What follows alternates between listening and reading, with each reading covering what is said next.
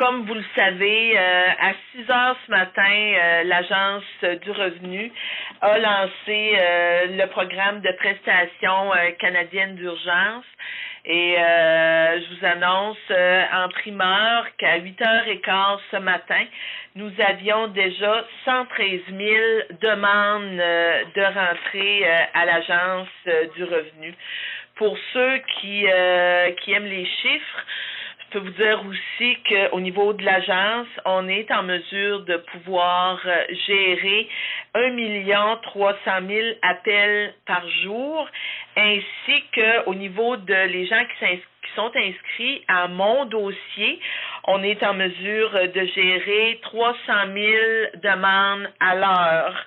Donc, il y a un travail incroyable qui s'est fait au niveau de l'Agence du revenu pour pouvoir mettre en place un programme qui était simple, qui était accessible et aussi où il y avait là, une facilité d'exécution autant pour l'agence, mais autant aussi pour, comme je disais, la facilité pour ceux qui vont pouvoir bénéficier du programme de la prestation canadienne d'urgence. Je peux vous dire aussi qu'au niveau de notre gouvernement, ça a été des mesures qu'on a mis en place de façon très rapide, compte tenu de l'importance et de l'importance de la COVID-19 au niveau mondial, puis du fait aussi que tout le monde a été affecté. Et on continue avec nos collègues de travailler très fort, puis aussi de rectifier les tirs au fur et à mesure. Comme quelqu'un l'a déjà dit, vous savez, on est en train de construire un avion là, pendant que cet avion-là est en vol. Mais le programme canadien, la prestation canadienne d'urgence, pour moi, est vraiment essentielle, puis pour notre gouvernement, pour faire en sorte de pouvoir remettre aux gens, pour leur permettre d'avoir de l'argent pour pouvoir payer leur épicerie et leur loyer. Donc, on parle de 500 dollars par semaine, mais qui vont être faits dans un versement pour le mois qui vient. Ça vous va comme ça? Oui. Alors, je vais commencer avec Hélène Fauteux. Vas-y, Hélène. Ma sous-question va être un sujet différent. Alors, concernant la prestation d'urgence pour les travailleurs d'usine, les pêcheurs qui seraient tentés de prendre le 2 000 pendant 4 mois, plutôt que d'aller travailler, qu'adviendrait-il de leur accessibilité à l'assurance-emploi? Bien, écoutez, ce que je peux vous dire, c'est que la prestation canadienne d'urgence va devoir être déclarée à la fin de l'année, là, parce que c'est un revenu qui est imposable. Mais en même temps, c'est pas un revenu qui permet aux gens de comptabiliser des heures travaillées là pour permettre de se qualifier à l'assurance emploi. Ça, c'est important. Puis la prestation canadienne d'urgence, elle s'adresse à toute personne qui a cessé de travailler en raison de la COVID-19. Mais ça ne s'adresse pas aux gens là qui ont décidé de quitter volontairement leur emploi. Alors, Hélène, sous-question. Oui, la sous-question, donc, Madame Le Boutillier, alors qu'un premier cas de contamination d'un travailleur d'usine chez Gagnon et Fils, apparemment par sa fille qui travaille au manoir du Havre, ça sème, toute l'industrie se retrouve ce matin sur le qui-vive à cause de ce premier cas d'infection. Qu'est-ce que vous avez à dire à l'industrie? C'est quoi votre message à l'industrie? Moi, là, mon message à l'industrie, c'est que je crois très fort en l'industrie, puis en toutes les mesures qui ont été prises par l'industrie. L'industrie a travaillé en très étroite collaboration avec la direction de la santé publique pour mettre en place des protocoles pour assurer un milieu là, de travail qui est sain et sécuritaire pour tous les employeurs. Puis je peux vous dire qu'au niveau des industriels, vous savez, leurs ressources premières aux industriels, leur ressource première est les employés.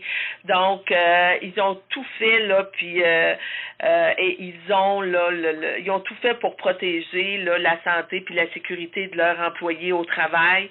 Ils vont mettre en œuvre les mesures préventives pour faire en sorte que les employés là, ne soient pas exposés à des conditions qui pourraient nuire à leur santé ou à leur sécurité. Mais je vous assure qu'ils ont travaillé en très étroite collaboration avec la direction de la santé publique. Voilà. Alors, Mélanie Clavette, Télé Sourire. Bonjour, Madame Leboutillier. Bonjour. Ce matin, j'aimerais poser deux petites questions au niveau, là, c'est sûr et certain que à partir de ce matin, les gens pouvaient s'inscrire sur le site pour les prestations d'urgence.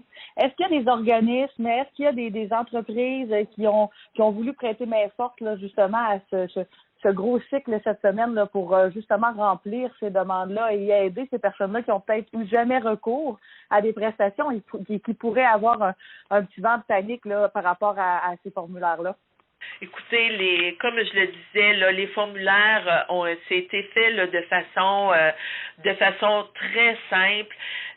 Ça s'adresse, on s'adresse aux salariés, aux contractuels, aux travailleurs autonomes aussi, et on a puis on s'est vraiment assuré là d'avoir de mettre en place là un programme qui était facile d'exécution aussi pour les gens. Donc on le dit, c'est simple. Puis moi ce que je suis portée à vous dire pour moi qui est important, c'est allez vous inscrire. Vous pouvez appeler aussi. Il y a une ligne si les gens ont pas accès à Internet ou se sentent moins habiles à aller sur le web, les gens peuvent appeler. Il y a une ligne automatisée qui est le 1-800-959-2019. Et les gens vont pouvoir là aussi pouvoir s'inscrire à la PCU. Sous question, Mélanie. Super. Ma question va au niveau des travailleurs saisonniers qui sont présentement en prestation régulière. On sait qu'on est au mois d'avril. Les gens commencent à s'inquiéter là avec l'été qui s'en vient. Et on sent un ralentissement aussi là au niveau des prestations régulières, que ce soit téléphonique ou par le web. Est-ce que vous avez des informations là par rapport à ça, les travailleurs saisonniers? Ben, comme je dis, c'est ceux qui ont accès au niveau de la PCU, c'est toute personne qui a cessé de travailler là, en raison de la COVID-19 et qui n'a pas là, quitté volontairement là, son emploi. Je vous dirais, pour ce qui est de l'avenir, on va c'est des questions hypothétiques, puis on peut pas commencer à commenter des questions hypothétiques. Je peux vous dire qu'au niveau du gouvernement, on travaille actuellement à sécuriser les gens, à faire en sorte que les gens reçoivent des argents. La semaine passée, on a eu un premier versement de TPS qui a été acheminé vers au niveau des Canadiens le 3 avril. On parle de 12 millions de personnes qui ont reçu le versement le 3 avril et ce versement-là revient le 9 avril et il va être doublé là. Ça donne en moyenne, là au-dessus de 450 $ là par le 9 avril, 450 $ là que les gens vont recevoir. Fait que mais on l'a dit, et puis je le disais au début, on est en train de construire un avion actuellement qui est en vol, mais notre préoccupation, là, c'est de s'assurer que les gens mangent, qu'il y ait une épicerie, puis qu'on puisse payer son loyer, puis aussi d'aider les entreprises. Jean-Denis, c'est ton tour. Les questions que j'avais ont été répondues. Très bien, Jean-Denis. Mario Cyr. Oui, Madame Leboutillier, on peut s'inscrire à compter d'aujourd'hui concernant le PCU. À quel moment les gens peuvent espérer un premier versement? Écoutez, comme je le disais au début, la PCU a été accessible à partir de 6 heures ce matin. et on s'attend à ce que les gens, quand c'est par dépôt direct, on disait dans l'espace de 3 à 5 jours, les gens vont recevoir les montants d'argent là, dans leur compte. Si c'est par la poste, on parle d'un délai de 5 à 10 jours, dépendamment là, de l'endroit où on se trouve. Puis, juste pour vous mentionner aussi, au niveau du dépôt direct, tout le travail là, qui a été fait là, la semaine passée, il y a 2 semaines, dans parce que le premier ministre en parlait aussi, il y a une banque, je ne nommerai pas la banque, mais il y a une banque qui, la semaine passée, nous disait qu'elle avait eu 90 000 nouvelles personnes là, qui avaient ouvert des comptes là, pour pouvoir être en mesure d'avoir le dépôt direct. Mario Cyr, tu as une sous-question? Oui, je vais faire du pouce un petit peu sur ma collègue Hélène Fauteux concernant la situation dans les usines. Bon, il y a eu un premier cas. Là, on apprend que les travailleurs mexicains pourront vraisemblablement pas se présenter parce que le gouvernement du Mexique a mis fin à ça. Est-ce que vous craignez un petit peu un effet boule de neige là, suite à ce premier cas-là dans les usines? Bien, écoutez, moi, je peux vous dire qu'au niveau des travailleurs étrangers saisonniers, les derniers contacts qu'on a eu que j'ai eu avec mon collègue, le ministre Champagne, c'est que les pays qui pouvaient envoyer des travailleurs étrangers saisonniers étaient, aux dernières nouvelles, étaient d'accord pour permettre l'arrivée de travailleurs étrangers saisonniers dans le secteur de la chaîne agroalimentaire. Mais on a des mesures aussi qui sont en place et qui doivent être respectées. On parle d'isolement pendant des périodes de 14 jours. Donc, c'est sûr et certain qu'il va falloir respecter les règles. Puis, comme on l'a dit, là, notre objectif, c'est d'assurer la santé et la sécurité des travailleurs d'usine, mais on a aussi une responsabilité en ce qui a trait d'assurer aussi le maintien de la chaîne alimentaire, parce que ça aussi, ça fait partie des priorités au niveau du gouvernement, là, c'est d'assurer l'alimentation, du service alimentaire là, pour la population. Igor. Pas de questions pour moi aujourd'hui, merci. Ça va aller, Gilles, c'est à ton tour. Oui, Madame Leboutillier, est-ce que vous avez eu des contacts avec le secteur du homard pour savoir qu'est-ce qui va se passer? Les communications sont un petit peu difficiles présentement. J'ai l'impression qu'il y a des pêcheurs qui voudraient sortir et des pêcheurs qui ne voudront pas sortir parce que le prix est pas mal bas. Est-ce que vous avez du nouveau là-dessus? J'ai pas là de nouveau là aux dernières nouvelles, puis je vous dirais c'est probablement plus MPO là qui pourrait vous répondre. Mais le fait que vous mentionnez les pêcheurs d'homards, il y a peut-être un message là que je voudrais passer pour moi qui est important. C'est j'ai eu des contacts la semaine passée avec justement et des pêcheurs et des associations portuaires qui actuellement sont inquiets parce qu'on sait qu'il y a beaucoup de gens de la population, la pêche commence, puis on aime ça, on aime avoir nos habitudes, puis les gens aiment ça aller sur les quais. Donc il y avait il y avait de la nervosité la semaine passée, là, autant du côté des pêcheurs que des associations portuaires là, pour préserver là, la santé là, de nos pêcheurs et des gens là, qui sont sur les quais. Puis je demandais à ce que on respecte ça. Puis pour cette année, là, comme c'est une année exceptionnelle, demander aux gens là, de collaborer et de ne pas aller sur les quais là, pour aller déranger les pêcheurs. Gilles, tu avais une sous-question? Ben oui, un peu toujours dans les pêches. Zone 12, sud du Golfe, pour le crabe, avez-vous du nouveau aussi? J'ai pas de nouveau à l'heure où on se parle. C'est vraiment MPO, c'est la ministre des Pêches là, qui va faire là, elle-même là, ses annonces. Voilà. Nelson, c'est à ton tour. Oui, je veux revenir sur les travailleurs saisonniers. Je parlais la semaine dernière avec Cathy Poirier qui disait que la saison allait être extrêmement difficile. Les gens qui ne pourraient pas être rappelés au travail parce que ça va être au ralenti, qui ne pourront pas se qualifier à l'assurance emploi pour l'automne ou l'hiver prochain, qu'est-ce qui va arriver avec ces gens-là? Écoutez, moi, ce que je peux vous dire, c'est que pour les gens qui ne pourraient pas rentrer à l'heure où on se parle, compte tenu, ça fait partie là, des raisons possibles là, pour permettre aux gens là, d'avoir droit là, à la prestation canadienne d'urgence. Puis, comme je le mentionnais là, en début de rencontre, pour toutes les questions qui sont hypothétiques, moi, là, je ne m'aventurerai pas là, à vous donner des réponses.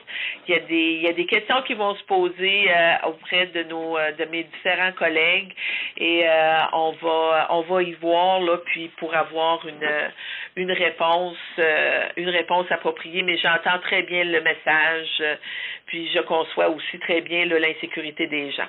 Sous question, Nelson. Oui, le gouvernement du Québec a repoussé jusqu'au début de mai la reprise économique éventuelle. Votre premier ministre, votre chef, vous parlait peut-être de juillet. Est-ce que les 4 mois de prestations sont suffisantes? Et sinon, est-ce qu'on est prêt à aller jusqu'à 6 ou 8 mois si nécessaire? Comme je vous l'ai dit, notre gouvernement travaille très fort. Moi, là, je veux vraiment me concentrer là aujourd'hui et cette semaine là sur la PCU, puis de demander aux gens aussi de collaborer parce qu'on sait qu'il va y avoir là un nombre important de plusieurs millions là, de personnes là, qui vont demander la prestation. Fait que de nous aider là, à se conformer aux règles, puis d'y aller avec les 3 mois, de respecter les 3 mois là, de date de naissance. Mais j'entends, M. Sergerie, j'entends très bien le message et ça va faire partie des discussions. La situation évolue, ça évolue rapidement. Puis comme je le mentionnais, notre gouvernement, là, on rectifie le tir au fur et à mesure. Raphaël, CFIM.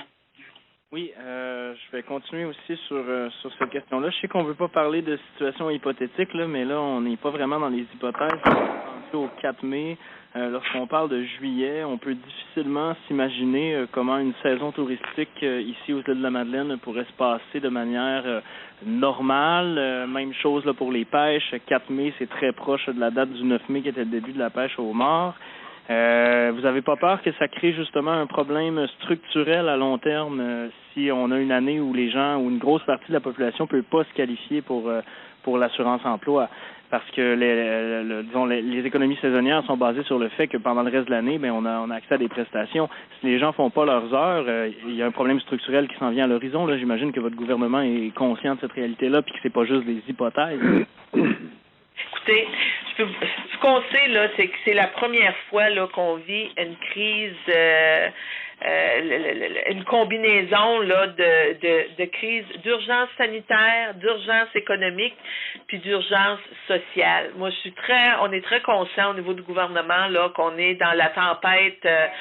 On disait là, la tempête parfait. On sait que les moments là sont difficiles pour tous, mais actuellement, ce que je peux vous dire, c'est que le gouvernement fédéral, on a la marge de manœuvre financière pour investir là massivement, puis pour travailler à atténuer le choc. On a des moyens d'agir, puis on va rectifier le tir au fur et à mesure. Et le premier ministre l'a dit et redit, on va être là pour supporter nos populations, puis on va être là aussi pour supporter notre économie.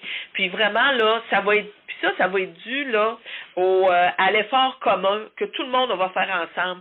Puis c'est tout le monde ensemble là on va travailler ensemble pour pouvoir se relever. Actuellement, on met des programmes en place, on se fie sur la bonne foi des gens, on se fie sur l'honnêteté des gens aussi pour nous aider là à avancer dans cette crise-là, parce que tout le monde est concerné et tout le monde doit mettre l'épaule à la roue. Raphaël, tu avais une sous-question peut-être? Oui, dans ce cas-là, est-ce qu'on prépare une solution spécifique pour les économies saisonnières dans toutes les régions du Québec, là, du Québec, du Canada? Je veux dire, cette situation-là se présente ailleurs aussi. Une grosse partie de l'économie fait son argent en pas longtemps. Est-ce qu'on prépare une solution particulière là, pour les économies saisonnières. C'est une question, je pense, qui revient beaucoup là, dans le milieu. Écoutez, j'entends très bien le message, puis je le connais aussi parce que je viens du milieu. Ça fait que je suis capable de vous dire que je sais très bien là à quel point notre économie en milieu, en région, puis en milieu rural, notre économie est saisonnière au niveau du tourisme, au niveau des pêches, puis peut-être il y a d'autres secteurs aussi, tous les commerces qui gravitent aussi autour de cette industrie-là. Puis il y a des discussions actuellement qui se font autour de la table, mais ce matin, c'est pas moi qui va vous faire des annonces dans ce sens-là. Pour moi, ce qui est important ce matin, c'est vraiment la prestation canadienne d'urgence, puis vraiment de faire en sorte que nos gens reçoivent de l'argent pour pouvoir payer et leur loyer et leur épicerie. Catherine Poisson, Radio-Canada. Ça a déjà été répondu, merci. Alors, Adèle, aux îles, au radar. Oui, mais pareillement, ma question a été posée. Très bien. Est-ce qu'il y a d'autres journalistes à qui on n'a pas répondu, sinon? Oui, allez-y. Allez-y.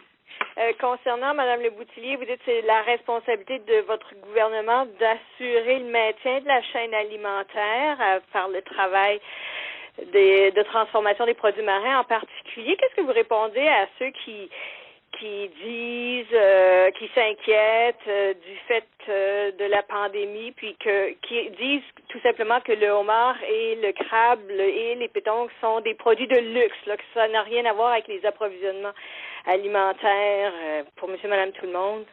Écoutez, moi, là, la chose que je peux vous dire, c'est que pour moi, tous les produits qui sont dans la chaîne alimentaire sont des produits qui sont importants.